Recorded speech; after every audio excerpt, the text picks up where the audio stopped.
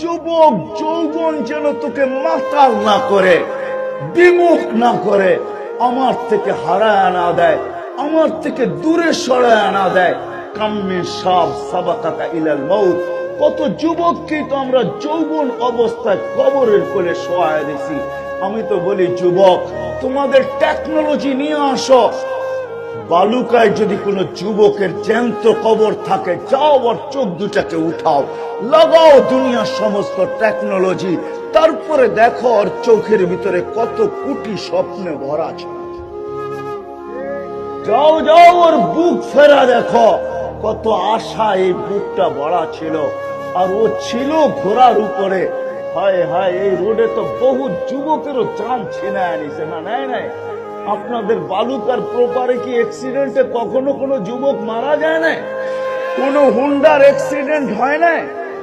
বাইকে